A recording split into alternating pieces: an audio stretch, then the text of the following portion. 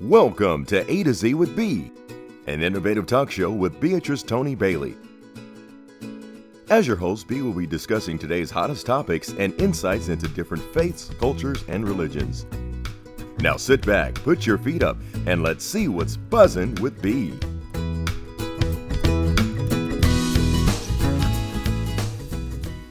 Hello and welcome to A to Z with B. We're so excited to be back for a second season.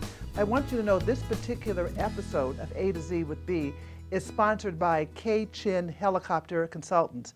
Now, I don't hang out with Ken that often, but I do hang out with his wife. And you'll see a PowerPoint slide of many trips that Diane and I have made over the course of the years. And I want to tell you, if you're ever in Greece and you think you lost your passport, she's the right person to have with you to calm down your nerves. Now, this episode also is dedicated in loving memory of my late husband, Richard James Bailey. We want to thank him for really making a lot of this possible, because without his untimely death, I wouldn't have written the book, wouldn't have gotten the show, but I'm sure he is smiling down on us and approving of everything that we did. Now, today, it's really interesting. I have two guests on my show. The cameras will show my two handsome guests, very handsome guests. We have Jon Fish, who is the president of the Board of Trustees for the Interfaith Council of Greater Sacramento. They just changed their name. I want to make sure that I have it right. When I'm talking to Owen, I'll say it's the Interfaith Council of the Galaxy or the Galactic or whatever. We have a lot of fun with that, and it's great. And the other smiling gentleman who's having a small hizzy fit today because he is the director and the station manager. He's normally behind the camera, pulling the levers and getting everyone to go. So he is sitting on the couch having a quiet meltdown as he allows his young'uns to run the rest of the show. Now, Jon, our viewers may not know about the Interfaith Council of Greater Sacramento. I knew nothing about it, and I consider myself a member of the faith community. Tell us a little bit about that. We are technically and legally still attached to the Interfaith Service Bureau as a 501c3. Okay. But we talked a year ago about reaching out to Greater Sacramento and not just the inner city. Okay. And so we sought permission from the Secretary of State to call it something different. We submitted the name. And so our letterhead and business cards and those things now reflect the Interfaith Council of Greater Sacramento, though technically we are still attached to ISB. Okay, great. Now, what's the mission? The mission is sort of three or fourfold because we're trying to reach out. Outreach is a big thing. We all believe we're children of God, but as siblings, we haven't always done so well. Great analogy. Together. And, we respect God by whatever name He's called, and we've reached out to all of the various nations and kindreds and tongues. But we want the state to know that Sacramento is a religious city and a God-fearing city, and that is spreading out into the greater Sacramento area. We also try to be the dispenser of good news and a clearinghouse. A lot of the things that the congregations send to us, we send out to everybody. There are 1,700 congregations in greater Sacramento. Really? There are, of all sizes and shapes. And some are little and some are big. And so we're just trying to be sort of the central point of the nervous system in the greater Sacramento community. It was interesting because if you see my car, in the back of my car, I have a bumper sticker, the coexist bumper sticker. Right. And I find it frustrating sometimes if people, the Bible, I happen to believe in the Bible, it says study to show yourself approved. Do a little homework before you go popping off. I had someone look at my bumper sticker and say, well, do you know what that bumper sticker means? And I went, yeah, I do. It means coexist. You believe what you believe what you believe. Can we coexist and have a dialogue so we can talk about it? And I think when you coexist and have a dialogue, you may find out that you may have different paths when it comes to salvation, but you have a lot in common. So I really try to emphasize that as well. Now, I know that one of the things that the Interfaith Service Bureau of Greater Sacramento, is that good? Close enough, you bet. You've been involved in a lot of community programs. Can you tell us a little bit about some of them? One of the things that I'm personally doing is trying to visit a faith or two each weekend, whether that's a Saturday or Sunday. And we've really focused on the similarities and not the differences. And I'm pleasantly surprised at how close we are. We run our services a little different. We take a little different approach in things, but our beliefs and where we're going, where we think we started and where we're going to spend the eternities, and that is very clear. We've been doing a lot of different things with clergy, social issues, so that involves the legislature. We're sort of happy and blessed to be Sacramento. We're capital of California. Right. That allows us some things that reach out and touch pretty quick. Exactly, and the city council and supervisors and the mayor's office and a whole variety. We just had a breakfast with clergy this week, and where civic labor people, all the different came, and we had 45 homeless people come and eat breakfast with us. We had sleeping bags and hygiene kits to give to them when they left, and several of them who were on bicycles, had a place to put their stuff, and they embraced me out front and said they were so glad. And I get to be the face of Interfaith, but it's these 1,700 congregations that are doing these kinds of things. That's wonderful. I think we have some video of some of your projects. You want to tell us what we're going to see in a second? We do an applesauce canning project, courtesy of Apple Hill and the LDS Cannery out in the south. They have their own cannery? They do. They have, and we put together tomatoes and tomato juice and paste and those kind of things, because tomato is a big product in the Sacramento Valley. Sacra tomato. But Apple Hill donates, I think we did 21,000 cans this year out there, and the interfaith community goes out there and has a real good time, and then those are distributed to the food banks and to the homeless areas. Wonderful. Let's take a look at some of this video. As president of the Interfaith Council of Greater Sacramento, we are often looking for events and happenings that will involve many of the faith in our faith-based community. This applesauce project has been a perfect one, because we can get 30 or 40 or 50 different congregations and churches to come out and help. And of course, many are on the assembly line, some are in packaging, some are in cleanup.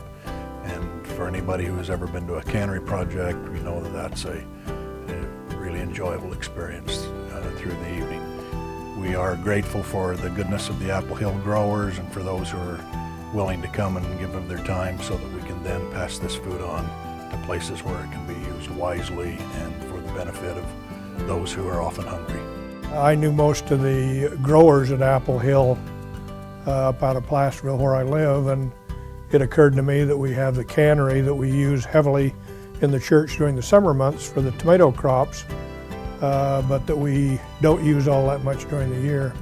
So I made the suggestion to the group that maybe I should make the approach to the Apple Hill growers and see if they might consider donating some bins of apples, that we could then get the interfaith group together and go to the LDS cannery and can those, and then distribute those to the various food closets and the food kitchens in the local area here. I have participated in the applesauce project at the LDS cannery many times, and it seems to me in my participation that it's like a assembly line for angels, like we're along working together. I just like a little bit of taste of what heaven will like working together in the assembly line. Food Links is the recipients of hundreds and sometimes thousands of those cans, and through us they then get distributed to these people of need in the Sacramento region, and it's great. The people who receive them around Christmas time are the most needy in our area. They're out in the streets, some of them for long periods of time, some of them are families, and without this resource, a lot of people would go hungry. Sacramento Central Seventh-day Adventist Church has participated in the applesauce canning process for several years now, and thanks to the Mormons who sponsored this program with the use of their facilities, it's been a wonderful thing for our church to be involved. Our food pantry people who give out food to the homeless and needy all through the year. This is a special boost to them at this time of year, at the fall and the Christmas time. We get several of those cans coming into the church, and then we give them out to the homeless and the people who are in great need. And it seems that number is growing all the time. So it's been a blessing to our church, it's been a blessing to the people we serve, and we just want to thank again the Interfaith Council of Greater Sacramento and our participation with the Mormons and their canning facilities. It's a wonderful, wonderful thing.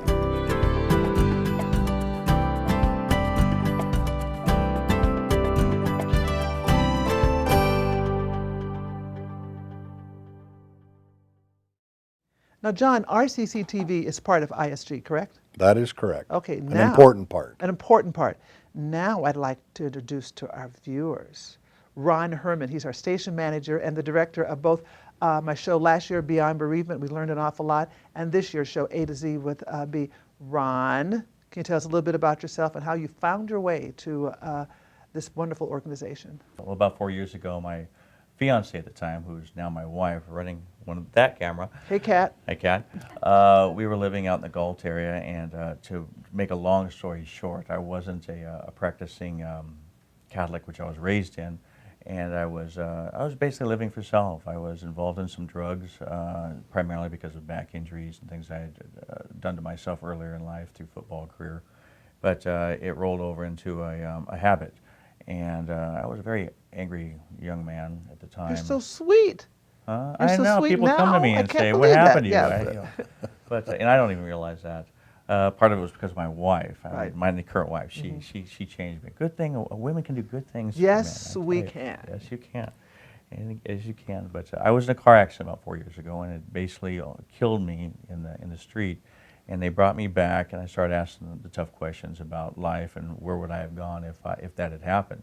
And I came to realize I wasn't living the life that I should be, and started looking looking for something. Didn't know what it was. It wasn't God at the point, but it was something. And some things. My wife, she made my fiance at the time, asked me to start praying. Because I was blaming God for a lot of things that were happening to me and putting it on Him rather than where I belonged, which was with myself. I needed a scapegoat, and God Right. was it. And she finally made me realize that I needed to be the scapegoat, and ask God for some forgiveness and for some guidance. And one thing led to another, and we were basically pushed, I mean shoved. I was scratching and crawling and didn't want to go that direction, but we ended up at the Seventh-day Adventist Church with Pastor Doug Batchelor, who I found by way of watching television channel searching one day. And through going to that church, I was able to relieve myself of my drug habit completely. It was like a miracle. Now, weren't both of you guys in a severe car wreck? Yes, my Both of wife actually broke her Right. neck in a Right. car accident a few years earlier. So we both, I've got pictures in my office of Right. his and hers car accidents. Neither of us should be here. Right. By the grace of God, that we found each other, and we went through these trials that brought us to God. And soon after that, we were both baptized in the Seventh-day Adventist Church, and a week later we were married in the Seventh-day Adventist Church. And then not long after being saved, I asked God if He would grant me the privilege of letting me work for Him and hopefully make a living at doing it. And I was approached by one of the members of the Seventh-day Adventist Church, one of the Harold White, the administrating pastor. And I don't know why he picked me. There have been people in that church their entire lives. I've only been a member maybe 6 months. And I don't even know how he caught wind that I had some kind of background in broadcasting and production through my college years, which was 25 years earlier, that I've never put into play. But one thing led to another. I was introduced to RCCTV, and the outgoing administrator, Ken Jackson, God bless him, ran the show here for many years, put the reins back into my hands. And it wasn't soon after that I realized that this is the exact same TV station that brought me to God. I hadn't put the connection together when I was channel serving that day, and found the Seventh-day Adventist Church. This was that channel. And so it had come full circle from being a sinner to finding God, and then being put to work for God in the same place to save me. So that brought me to the station here. This is great. We have a promotional video on RCCTV. Let's take a look at that right now.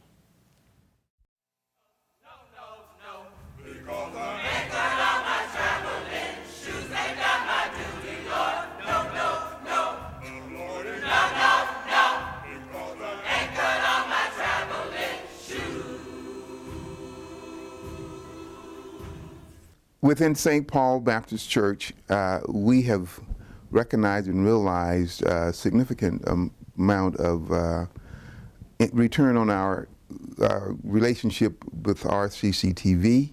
As one of the benefits is we have members that are sick and shut in and can't get to the services, and as a result of being aired on RCCTV, those members get a chance to participate in the service and see and hear the message of the good news that Dr. Williams is presenting on every Sunday and every Thursday afternoon. And The other things that are beneficial as a result of the relationship with RCCTV is we find that the membership at St. Paul is continuously growing because people in the communities that happen to, if nothing else but just channel surfing, happens to come across the services that is presented by RCCTV from St. Paul, is attracted as a result of that relationship, and the end result is they come and they see, and some of them have come and stayed. Beyond Bereavement, my television show, came about as a result of Alan Fisher, who's with Eastlawn, having read my book, Farewell, My Friend. Based upon the book, which dealt with how to address end-of-life issues, Alan thought it might really be an excellent platform for a television show. I was fortunate enough to meet with RCCTV, and they agreed with Alan, and off we went with our television show, Beyond Bereavement. Now, is this, what? Straight? A little crooked there. Oh, well, it's not drugs, I guarantee you. How about that? A little more. Is my hair all right? I don't want to look like Bob's Big Boy. Is it down? I lost 8 inches out of the top of my hair. You've heard this story before. And I lost 18 pounds. I don't have 18 pounds to lose. I know it's called sweaty yoga, hot box yoga. You're going to actually see me in a little bit on some footage where I'm in the studio sweating like a pig. It's 105, I think it's 300 degrees in the room. Maybe not that hot. 300 degrees? Not quite. Okay. 105.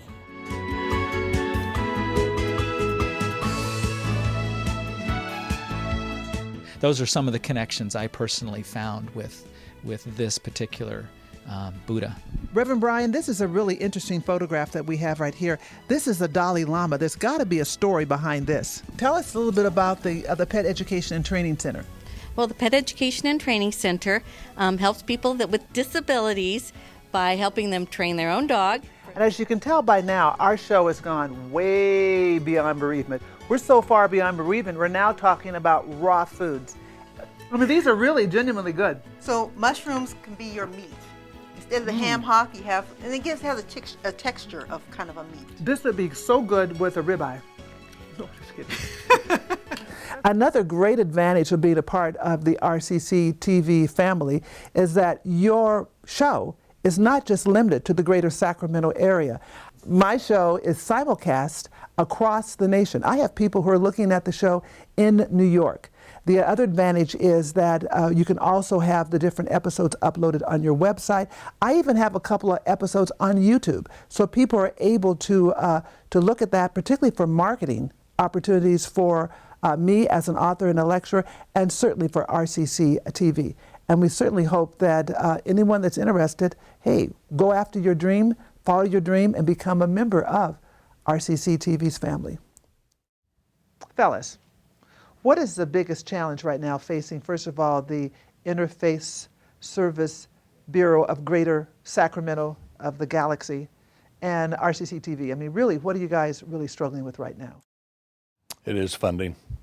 And we've trimmed everywhere we can trim, and we're just sort of living month to month and trying to make it go. We understand everybody else is too. Right. But at a point in time when we hope to have some tens of thousands of dollars, we're just going along on the donations and the help that we get. And it's important for our viewers because I get stopped and get really wonderful compliments on our show last year and then hopefully this year. And we have other wonderful programming on television, but just like PBS is made possible by donations from our viewers, we also are made possible by your donation. Doesn't have to be an awful lot, but a little is much when you have a collective effort. So if you like the program and you want to see more of it, towards the end of the show, I'll give you the information where you can actually send your additional funds, and we look forward to your support in that regard. Now, we're going to switch gears just a little bit here. Actually, can I make an appeal to that as well? Oh, hit me. If I may, as your viewers out there, all your viewers come from different denominations and different churches. And I make an appeal to you as a viewer, not only if you like what you see here, but if your church or congregation isn't on RCCTV, and if your church isn't involved with the Interfaith Council of Greater Sacramento, of all the good they do, I ask that you go to your pastor, go to your church administrators, and ask them to call us down here at RCCTV and see what they can do to put their shows on TV, because you may be at home sometime and not may be able to make it to service, or you may be inbound because of age or illness, and you want to see your services. So this is an opportunity for you to still stay connected with your church, and also for your church to get connected with the Interfaith Council of Greater Sacramento to be involved in all these projects that go on in our community. Thank you, Ron. I couldn't have said it better. I mean, it was great. Now we're going to switch gears and talk a little bit about religion. It's kind of a concept with interfaith network, so we're going to talk about our religion. Now, Ron, you obviously are a man of faith, and you mentioned your faith Seventh-day Adventist, and we are going to do a separate episode on that. But right now, Jon, you're the president, board of trustees of ICGS. You're obviously a man of faith. Now, I already know the answer to this. Which faith are you? I'm a member of the Church of Jesus Christ of Latter-day Saints. Now, what is a preferred term, Mormon or Latter-day Saints? Well, if people ask me what church I belong to, I generally say I'm LDS, because there is no such thing as a Mormon church. Okay. But I've been called a Mormon boy all of my life, and I'm not offended by that Right. in any way at all. So if people, and I think the world sees us as Mormons, but if somebody says, what church do you belong to, I say I'm LDS. Right. And you know, I don't watch a lot of TV, but I have watched enough TV to see the media program that the LDS Church has, and it is just, as the kids say, off the hook, off the chain. It's unbelievable. I mean, it draws you in, and even if I see the same commercial, again, it makes me pause and watch the commercial. Again, it really is important. And what we want to do, we want to make sure everyone's on the same page. We have a short video we want to show you that really gives you a little bit of information about the history of the LDS Church and Mormons in the United States. Let's look at that. Hi, I'm Steve Young. You may know that besides being a former San Francisco 49er, I am also a member of the Church of Jesus Christ of Latter-day Saints, also known as the Mormon Church. I sincerely hope you enjoy this DVD, which portrays the significant role that Latter-day Saint families played in early California history. It may interest you to know that there are over 800,000 Latter-day Saints in California. These families are an important part of the fabric of this wonderful state. One of the first things that many people think of when they hear of my church is the Mormon Tabernacle Choir. President Ronald Reagan called it America's Choir. This talented choir has become one of the best-loved musical groups in the world. Wherever they perform, listeners are greatly moved by their music. The choir was featured at the 2002 Winter Olympics in Salt Lake City. The most exciting aspect was that in addition to having a great orchestra, I would have the Mormon Tabernacle Choir to sing the piece that I would write. I was like a giddy child working with them. I loved it. I obviously knew of the reputation of the Mormon Tabernacle Choir, but I'd never actually experienced it. I'd begin the song, and then this sound fills the room, this vibration fills the room. I turned to the director. I said, I've never heard human beings sound this way. Guest artists who perform with the choir leave changed.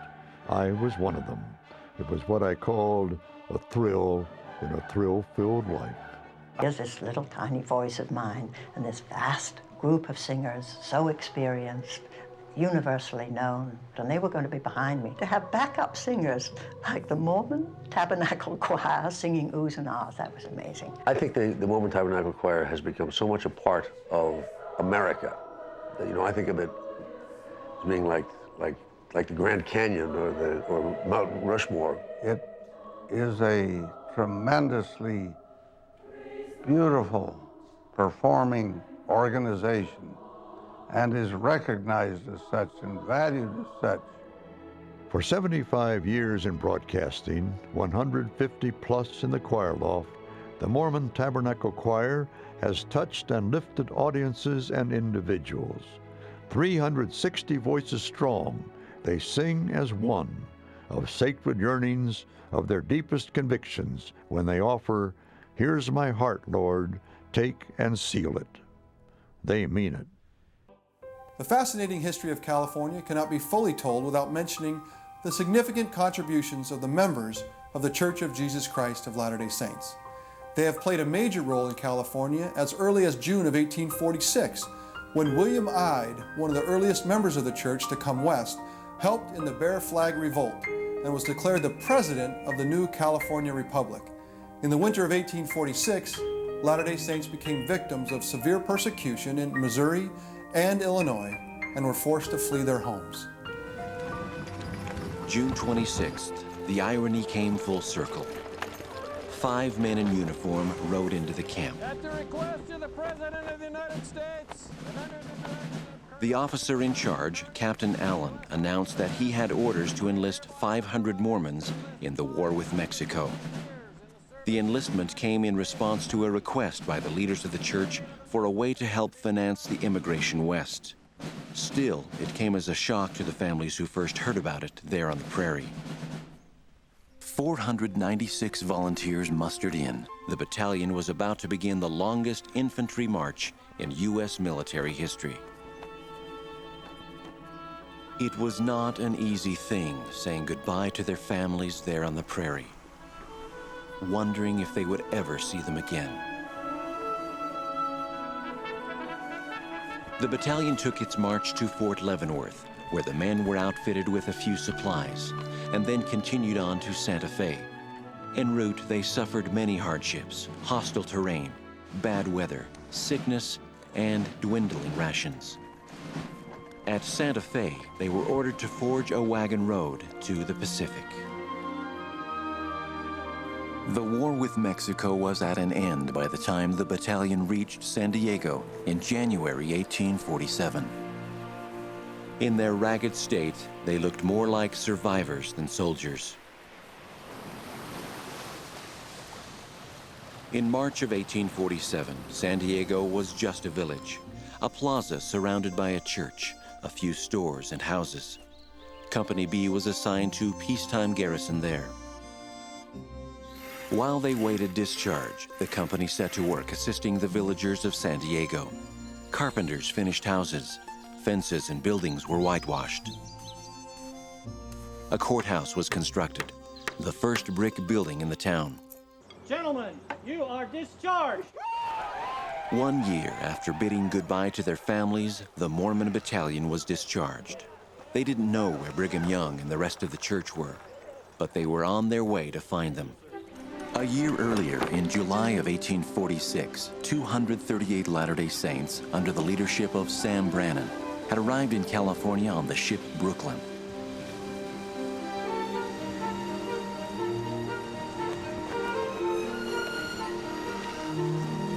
They had traveled 24,000 miles around Cape Horn and arrived in Yerba Buena, later San Francisco. They became the first colonists in California under American rule. San Francisco is a beautiful place, a fine ship harbor. Things are improving rapidly.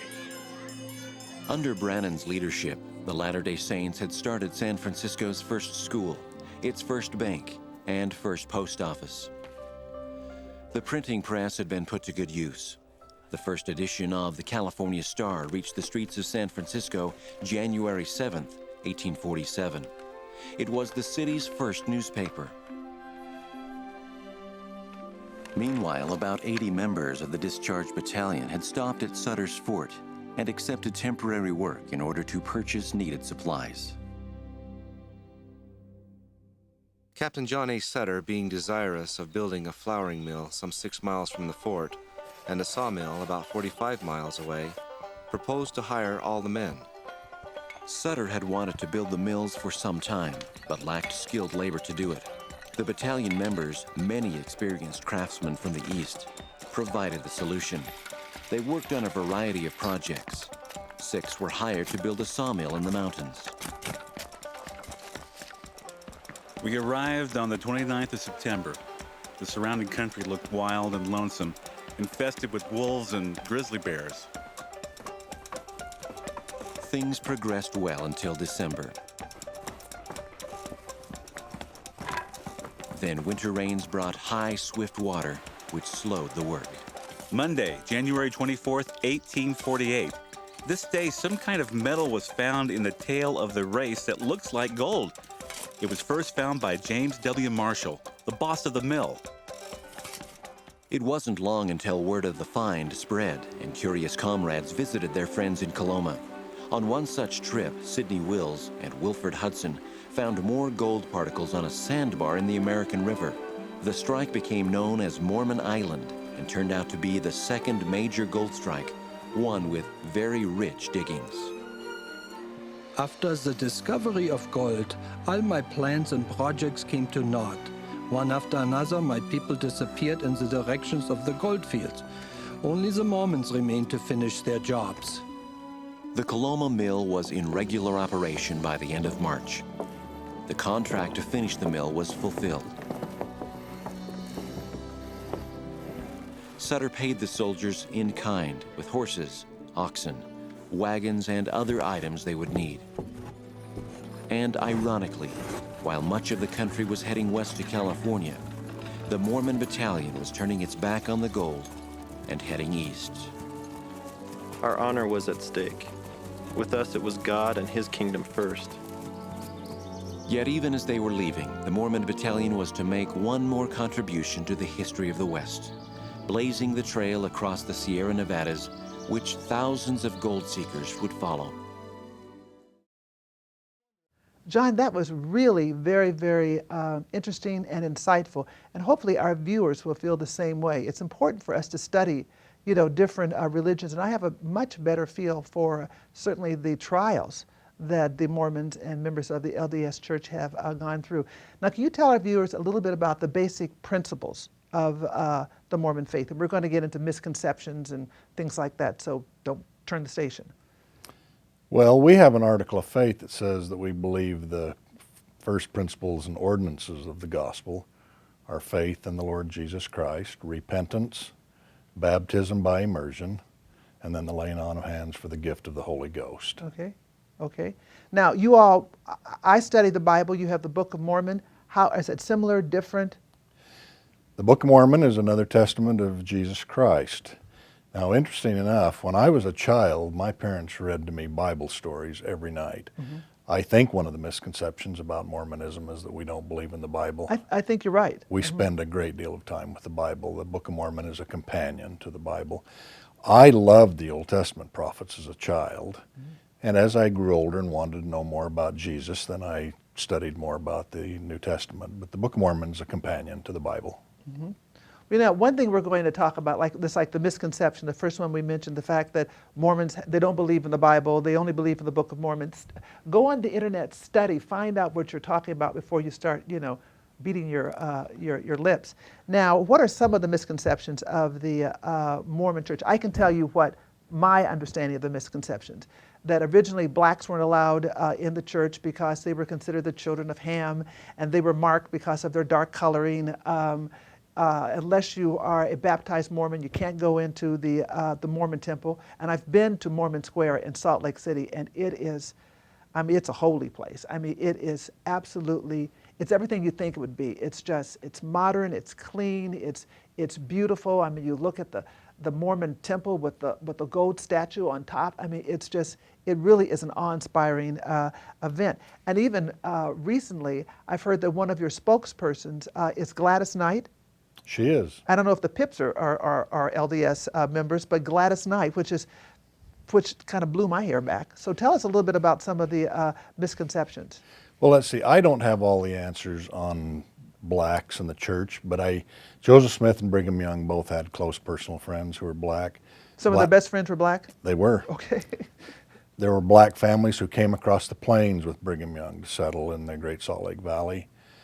I went to boot camp with a black Latter-day Saint young man. We became great friends, and later, 2 or 3 years later, I was assigned in a missile silo squadron on the Canadian border, and my NCOIC was a black master sergeant who was a member of the LDS Church. Mm-hmm. So I don't understand all of that. I was working in downtown Salt Lake in June of 1978 when the news hit that now all people, regardless of color or background, would have all of the rights, and we were thrilled. Well, how did that come about? Just, I mean, did someone just wake up and go? No, a man named Spencer W. Kimball was president of the church, and he and his counselors and the Quorum of the 12 had begun praying and studying over that issue for several years before that, and they just issued a proclamation that the time had come. They had received what they believed was revelation that this could now change. Okay, I think it was in the 70s. It's pretty timely. There's a lot of civil rights movements, and it's a religion that seems like it evolved, with the time. You didn't compromise your principles, but someone along the line said enough is enough. That's a and good then way moved to on. say it. Yeah, That's a it's good just way to say it. evolution. Now, priesthood. Talk a little bit about the priesthood. Do you guys have priests, or do you have leaders, or how does that work? Let's see.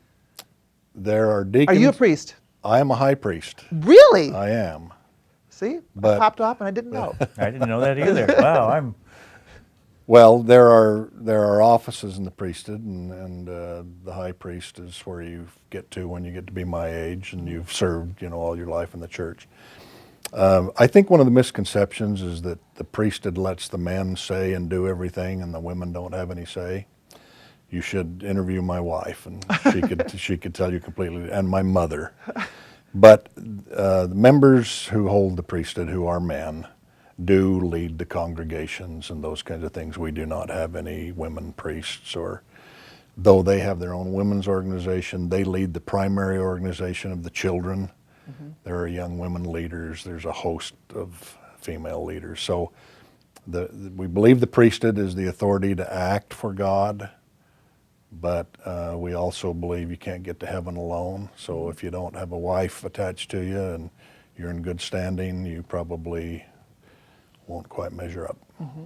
Okay. Now, one of the hot buttons certainly is the discussion of polygamy. That's the stuff that hits the news, and there's they have that show on HBO, Big Love or something. I had someone tell me, they said 4 wives. He said, I can hardly deal with one.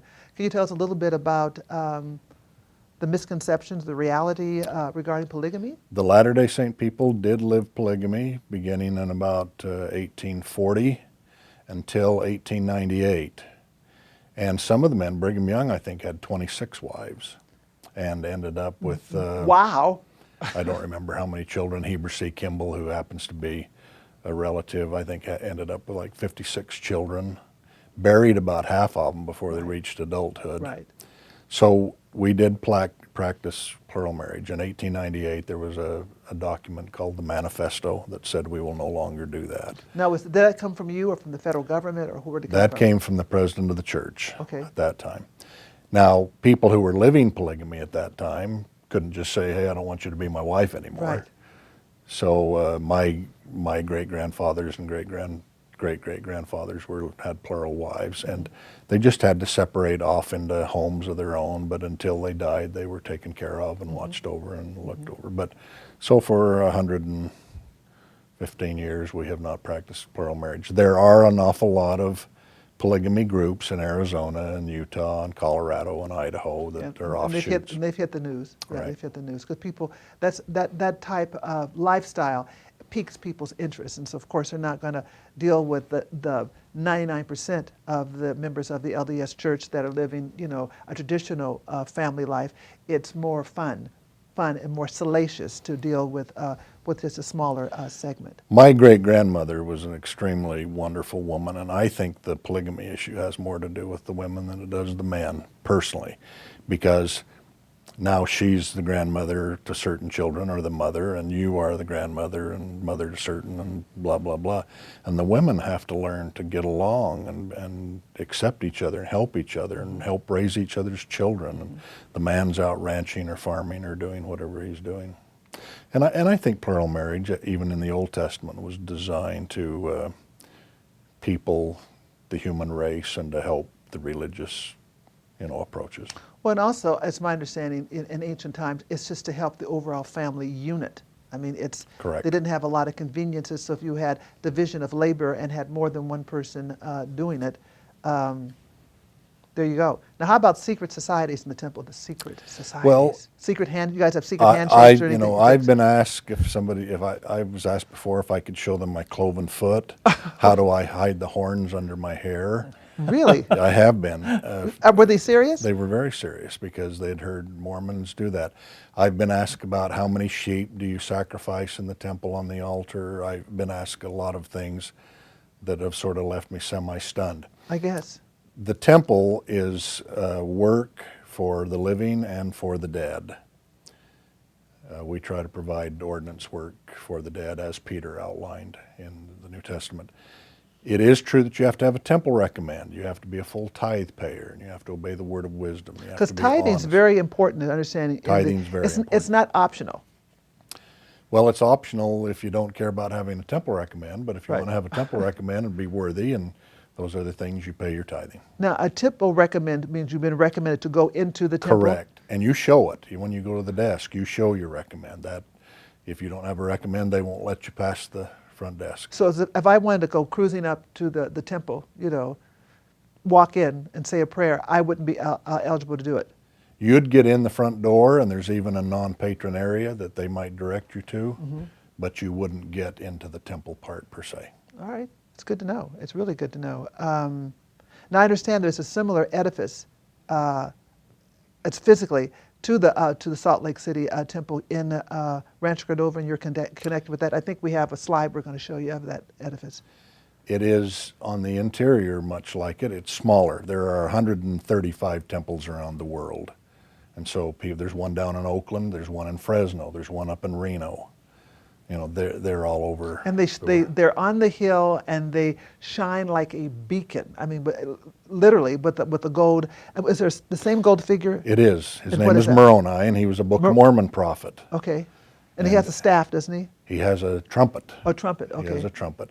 And he's sounding the word of the everlasting gospel to the world. Wow. Lots of symbolism, like every other religion. Sure. Lots of symbolism. Now, we were talking about women earlier. Now, I've seen pictures, and again, we're going to show another slide of women with Mormon clothing, the long dress, kind of the prairie dress, and some in the bonnet. Is that typical? Does your wife wear that? That's not typical. That's typical of the polygamists and the clothing they wear. The LDS women dress very modern and very stylish. And do they wear pants? They do. They do. You go. You walk down the street and pass an LDS woman, she would look as lovely as you look. See, he's good. He's really, really good. Now, can you tell us the purpose of the mission? I think all of us, if you've lived in the United States, you see these young men riding around on bicycles with their crisp white shirts, their little narrow black ties and black pants, and now their bicycle helmets. What's the purpose of the mission, and when do they go on a mission, and how long is the mission? They go on a mission for 2 years, and it's voluntary, and they pay for it. The church does not pay for the mission. There's 55,000 full-time missionaries right now, of which I think about 40,000 are young men. The others are either couple missionaries who are serving or some of the young women. The purpose is to proclaim the gospel and invite people to come to Christ. My 2 older brothers and a younger brother are returned missionaries from South American countries. We have 3 sons. One went to Japan, one went to Holland, and one went to Argentina. Did you go visit them? We did not. While they go out, they're out there to live. Oh, really? And the families don't connect them for 2 years? They do not.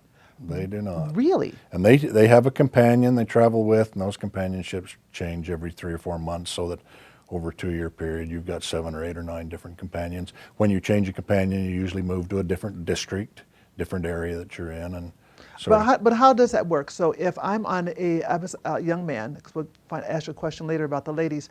So I'm assigned to the Sacramento district for 3 months. And then I have to, out of my pocket or my family, whatever, get an apartment, buy my food, all that, and then do my mission? You have to buy your food. You have to provide your own clothing, and all those other things. The mission does provide usually a bicycle, and in a few instances, cars. If you're a couple, if you and I were married and we decided we wanted to go on a mission, and they sent us to Indiana, they would say, "Well, bring your car and drive it out, so that you'll have a car to get around in." And we buy our own gasoline and all of those other sorts of things. It's unusual that somebody from Sacramento would stay in Sacramento.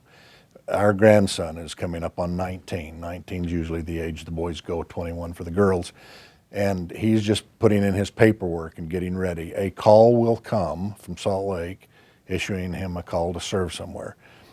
It won't be where he lives. It could be a foreign country or some other place. That makes sense too. It'd be a growth opportunity exactly. For the young man. But back to the housing, do the members of the church provide housing for the young men? Many do. Okay. Many do, more so than otherwise. Okay.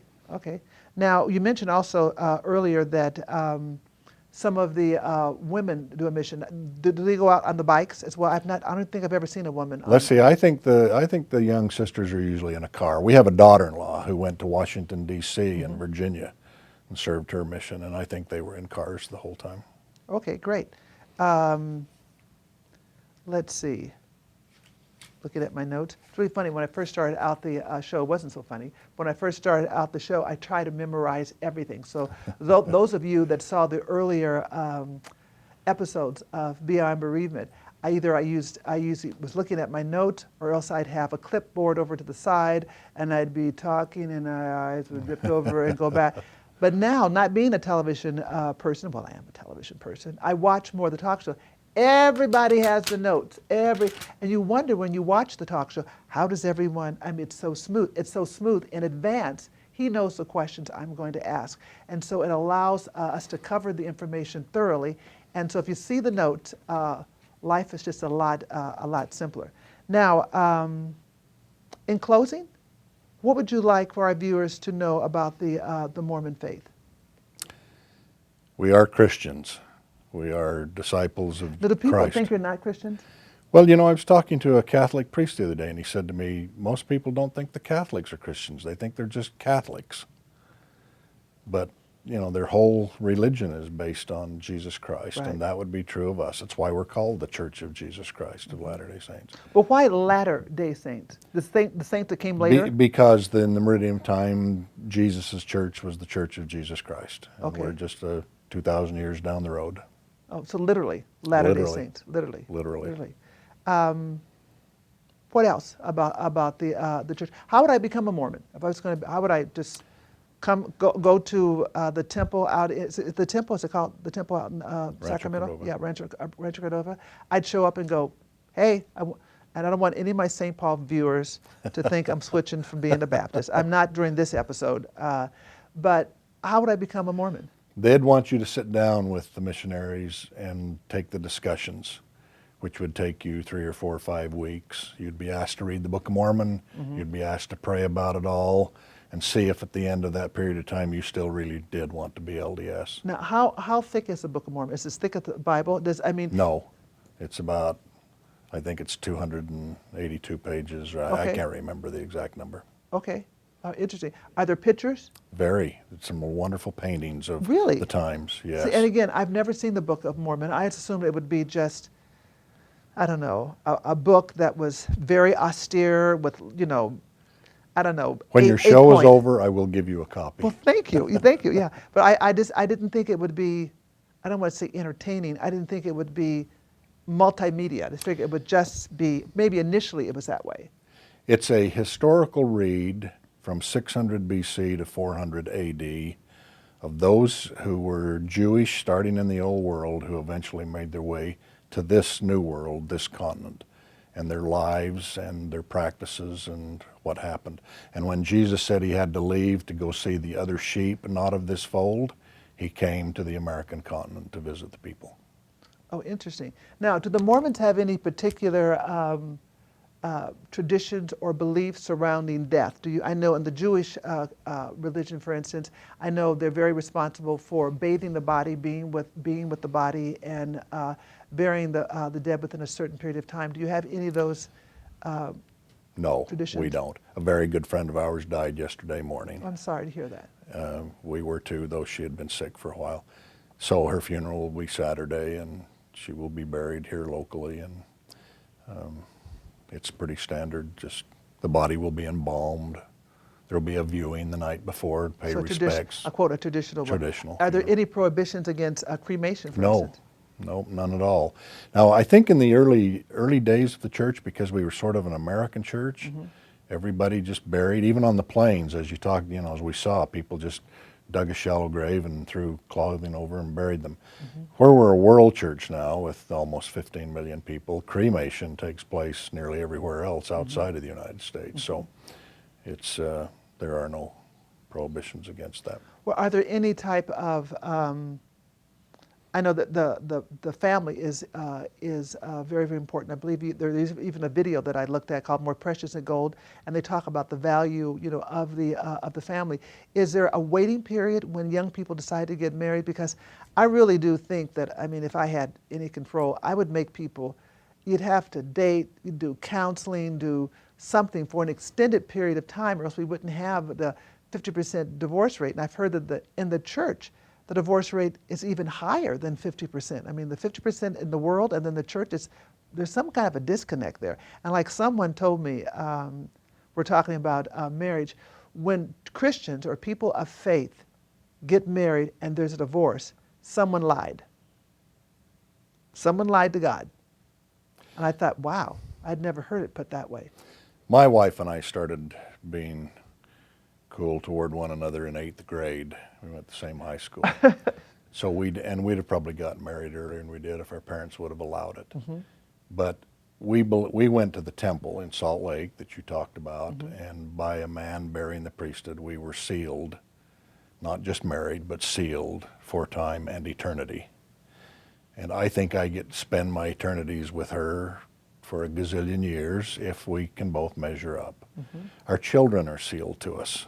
So the family is bound, and we think there will be families in the eternities and that we will know and love one another a great deal. So your church does believe in afterlife, does believe in heaven? Absolutely. We believe in a long, long afterlife, Mm-hmm. that God is without start or end, and we will share the eternities. Mm-hmm. Could I say from an interfaith point of view as Please well as do. LDS? This is the Interfaith Service Bureau of Greater Sacramento. Please do. In interfaith, we talk a lot about tolerance Mm-hmm. and compassion, Mm-hmm. understanding, acceptance. We use those adjectives a whole bunch. It has always surprised me in marriage that I said when I was 13, I love you, and I hope one day I can convince you to marry me. And then we do. And then we get 2 or 3 years in the marriage, and you say, "Well, just kidding here. Right. You're not really what I thought you would be." Or, "I want to change you. I don't like the way you do this," and so on and so You forth. think women try to change men? Well, for the good. For the good, Yeah. and subtly, I think it needs to be for the good. Mm-hmm. Women tend to nurture and cherish and all those other things. We've laughed about kids, when women get to sort of disagreeing, they can carry that on for a long time. The boys just say, "Let's take this outside and settle it right now," Right, and they right. do, and somebody gets a bloody nose, and then they put their arms around each other and go back down to See, and that's have true. a big gulp. And this is what my marital advice to people, like I can give it, is that men have got to realize women are very impacted by what is said.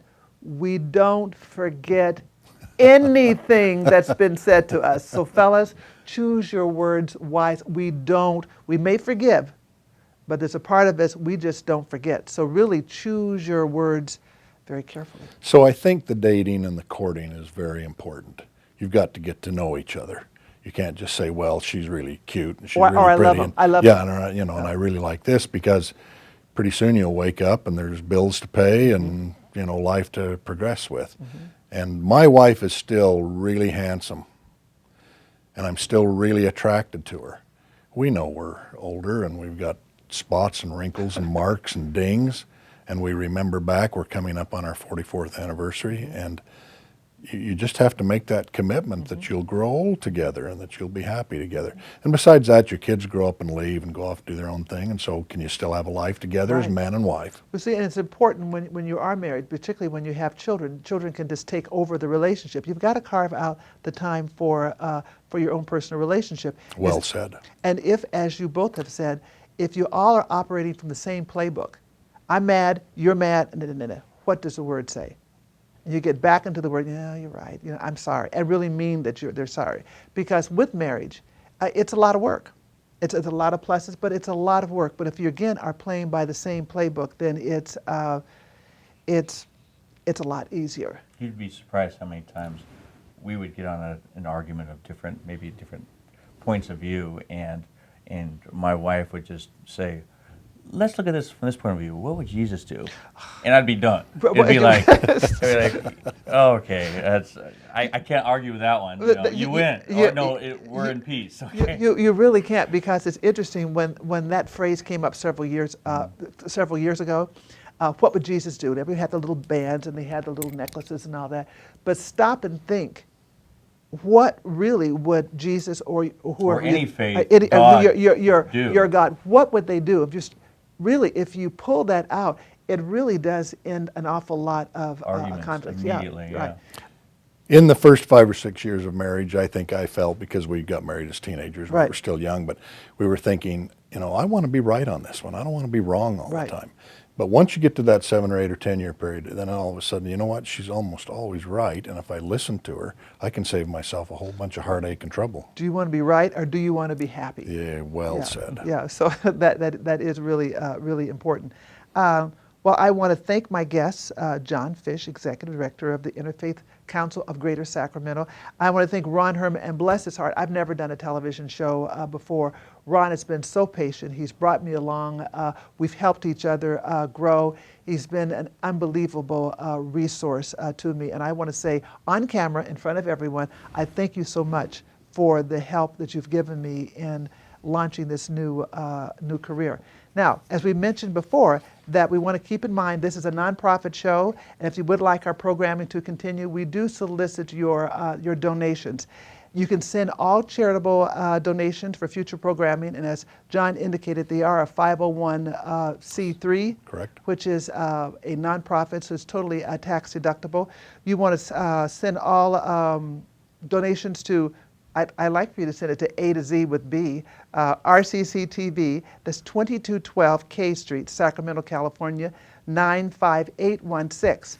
Now, if I may also have them make sure they address it, that it's a donation for A to Z with B, so it doesn't get mixed up in the general fund. Oh yes, we don't want that one. John and Ron, boy, I should have played on that one earlier in the show, but I didn't. Do you need volunteers down here? I mean, you're a nonprofit. If you needed volunteers, what do you need people to help do?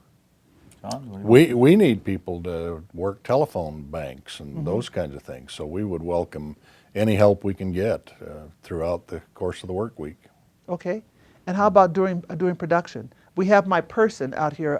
Like I was telling someone, if you are a big-time television person, which I'm not, you have people. Well, I don't have people. I have one person, Winnie Rose, who comes down faithfully whenever we're shooting to help out any way that she can.